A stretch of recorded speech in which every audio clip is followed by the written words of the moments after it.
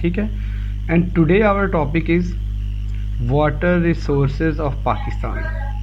Water resources of Pakistan کہ actually آپ کو پتہ ہے کہ agriculture backbone of Pakistan کی بیک بون ہے. پاکستان کی G D P, revenue, development, progress کا ساری جو ڈیپینڈنس ہے یا انحصار جو ہے وہ ایگریکلچر پہ ہے. اور ایگریکلچر کی ڈیپینڈنس کس پہ ہے؟ اریگیشن واٹر پہ. ٹھیک ہے. تو جو اریگیشن واٹر کی اویلیبلٹی ہے وہ اس کو کس طرح سے چینلائز کرنا ہے، کس طرح سے ریگولیٹ کرنا ہے، وہ پاکستان میں کس طرح سے آپریٹ ہو رہی ہے. That is the most important کہ what are the different water resources of Pakistan and what is the importance and significance of irrigation system. And whenever we talk about it and it will be very interesting to know that Pakistan has one of the best irrigation system in the world. کہ ہمیں P H D کرنے کا باہر کے ملکوں سے اتفاق ہوا ہے، کسی بھی ملک میں اتنی پلین سرزمین نہیں ہے. ٹھیک ہے. اور آپ کو پتہ ہے کہ جو اریگیشن سسٹم ہے وہ گریوٹی پہ، نیچرل سلوپ پہ، ایک ڈھلوان پہ چلتا ہے. اور آپ کو شاید ہم اس ملک میں رہتے ہیں لیکن کبھی ہم نے اس سینس میں سوچا نہیں ہے. آپ کو پتہ ہے کہ پاکستان میں ایک کنٹینیوس 1% سلوپ ہے. اگر آپ پاکستان کے ناردرن بارڈر پہ ہیں، یعنی کہ جو پاکستان کے شمالی علاقہ جات ہیں نا، گلگت بلتستان، تو دنیا کی بلند ترین چوٹیاں یعنی کہ کیٹو اور ماؤنٹ ایوریسٹ وہاں پہ ہیں. وہاں پہ ماؤنٹ ایوریسٹ اور کیٹو پہ ماؤنٹ ایوریسٹ کی ہائٹ 8,848 میٹرز یعنی کہ 8.8 کلومیٹرز، اور کیٹو کی ہائٹ جو ہے وہ 8,611 میٹرز ہے یعنی 8.6 کلومیٹرز.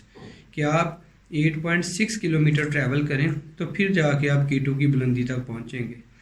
تو ان ناردرن ایریا سے سٹارٹ ہو کے ہمارا ساؤتھ یعنی کہ جو پورٹ ہے گوادر اور کراچی، یہاں تک جو ہے وہ ہمارا، آپ کو پتہ ہے کہ کراچی اور لسبیلا پہ بلوچستان کے بارڈر پہ ہمارا جو ہے وہ سمندر ہے، اور سمندر پہ جا کے جو الٹیٹیوڈ ہے وہ 0 ہو جاتی ہے.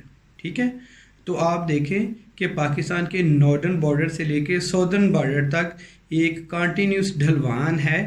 جو رین فال، پریسپیٹیشن، بارشیں، سنو فال جو ہے وہ پاکستان اور انڈیا اور چائنا کے ناردرن علاقہ جات میں ہوتی ہے، اور پھر وہاں سے جو دریا نکلتے ہیں وہ پاکستان کے نارتھ سے سٹارٹ ہو کے فائنلی ساؤتھ میں بحیرہ عرب سے سمندر میں جا گرتے ہیں. ٹھیک ہے. تو یہ جو ہے، یہ جو ایک نیچرل سلوپ ہے، جو نیچرل گریوٹی ہے، وہ ہمارے لیے اریگیشن سسٹم کے لیے سب سے بڑی نعمت ہے. ٹھیک ہے.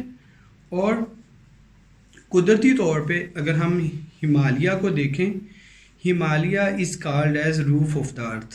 کیونکہ آپ یہ سمجھیں کہ اگر فرض کریں فیصل آباد کی الٹیٹیوڈ 184 میٹرز ہے، تو تبت جو کہ چائنا کا ایک پروونس ہے اس کی ہائٹ اپروکسیمیٹلی 4500 سے لے کے 5000 میٹر تک ہے. اس کی ایوریج ہائٹ، یعنی اس کی ایوریج ہائٹ اپروکسیمیٹلی 5000 میٹرز ہے، اور دنیا کی بلند ترین چوٹیاں جو ہیں وہ اسی علاقے میں ہیں.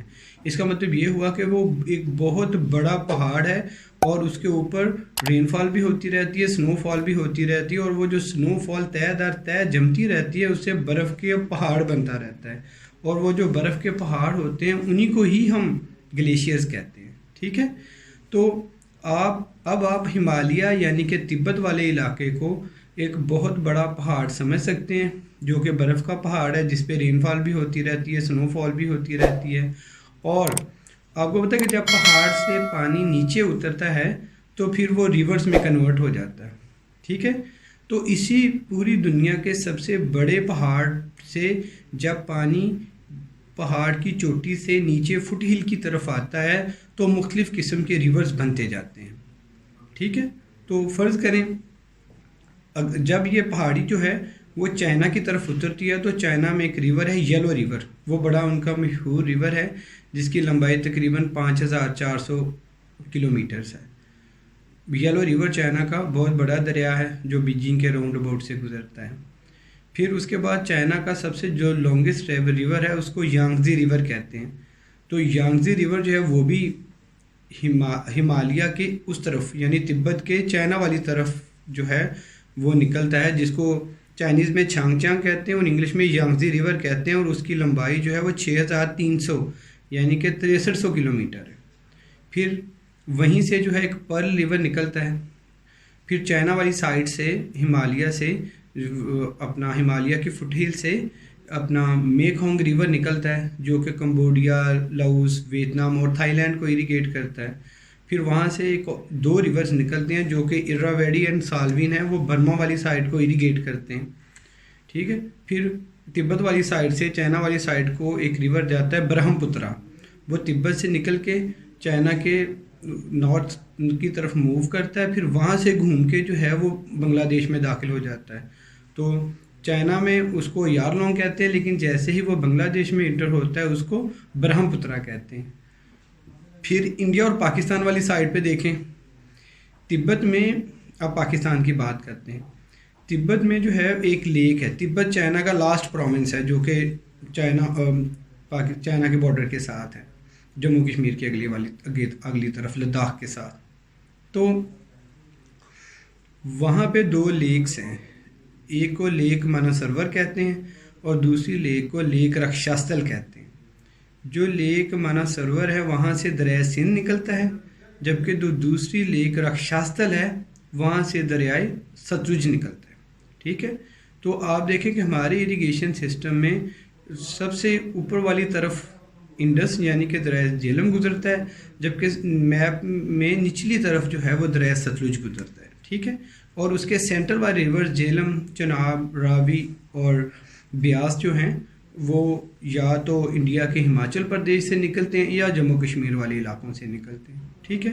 اور پاکستان میں اس کا مطلب پھر یہ ہوا کہ زیادہ تر ریور جو ہیں وہ ان علاقوں سے نکلتے ہیں، یعنی پھر ہماری طرف انڈس نکل آیا، ستلج نکل آیا، انڈیا کا گنگا، جمنا، نیپال کا ساوی ریور۔ تو یہ پھر سارے ریور جو ہیں اس کا مطلب پھر یہ ہوا کہ جو ہمالیہ ہے وہ ایک طرح کی روف آف دا ارتھ ہے، دنیا کی چھت ہے۔ فریش واٹر کے جو ریسورسز ہیں یا جو ریزروز ہیں وہ میکسیمم اسی میں پائے جاتے ہیں، اور وہیں سے سارے دریا جو ہے جب چائنا کی طرف نکلتے ہیں تو Yellow River, Yangtze River, Pearl River بن جاتے ہیں۔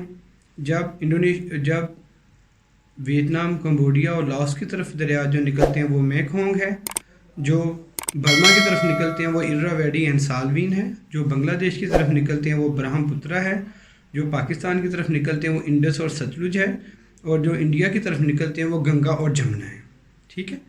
تو اور اس کے علاوہ آپ کو پتہ ہے کہ پوری دنیا کی آبادی اگر 7.5 بلین ہے تو 4 بلین آبادی اکیلے ایشیا کی ہے، اور وہ کس وجہ سے ہے؟ وہ ہے اس ایریگیشن سسٹم کی وجہ سے، کیونکہ اس طرح کے جو واٹر کے ریزروز ہیں یا تو وہ نارتھ پول پہ ہیں یا وہ ساؤتھ پول پہ ہیں، لیکن پوری دنیا کے سینٹر میں اگر اس طرح کی کوئی صورتحال ہے جس میں اتنی زیادہ رین فال اور اتنی زیادہ سنو فال ہوتی ہے تو وہ صرف کوہ ہمالیہ ہی ہے۔ تو کوہ ہمالیہ کی چائنا والی طرف جو دریا نکلتے ہیں اور کوہ ہمالیہ کے انڈو پاک سب کانٹیننٹ یعنی کہ برصغیر کی طرف جو دریا نکلتے ہیں، اور کوہ ہمالیہ سے Cambodia, Vietnam, Laos, Thailand, Burma اس کی طرف جو دریا نکلتے ہیں، تو اس کا مطلب یہ ہوا کہ ہمالیہ سے جو دریا نکلتے ہیں وہ تقریباً پورے ایشیا کو اریگیٹ کرتے ہیں، اور انہی بڑے بڑے ریورز پہ بڑی بڑی تہذیبیں ہیں اور بڑی اولڈسٹ تہذیبیں ہیں۔ جیسے چائنا کی جو تہذیب ہے وہ یلو ریور اور یانگزی ریور کے آس پاس ڈیولپ ہوئی ہے، جو انڈو پاک سب کانٹیننٹ کی تہذیب اور سویلائزیشن ہے وہ انڈس ریور اور گنگا اور جمنا کے آس پاس جو ہے وہ ڈیولپ ہوئی ہے، ٹھیک ہے۔ تو اسی وجہ سے ہی یہ جو چائنا کی آبادی پوری دنیا کے حساب سے دیکھیں تو 1 ارب تقریباً 40 کروڑ ہے، انڈیا کی آبادی دیکھیں 1 ارب 35 کروڑ ہے، پاکستان کی 22 کروڑ ہے، بنگلہ دیش کی 18 کروڑ ہے۔ تو پوری دنیا کی آبادی اگر 7.5 ارب 7 بر اعظموں کی ہے تو صرف ایک بر اعظم ایشیا کی آبادی 4 بلین یعنی کہ 4 ارب سے زیادہ ہے، اور وہ صرف ان ریورز کی وجہ سے ہے اور ان ریورز کی بلیسنگز کی وجہ سے ہے۔ اور پاکستان تو اور اس کے علاوہ ہم پاکستان پہ اور خاص طور پہ پنجاب پہ یہ بڑی اللہ تعالیٰ کی بلیسنگ ہے کہ دریا جن علاقوں سے نکلتے ہیں صرف ان علاقوں کی خوبصورتی میں اضافہ کرتے ہیں، لیکن جیسے ہی دریا میدانی علاقوں میں انٹر ہوتے ہیں تو پھر ان پہ ڈیم، ہیڈ ورکس اور براج بنا کے وہاں سے نہریں نکالی جاتی ہیں اریگیشن پرپز کے لیے۔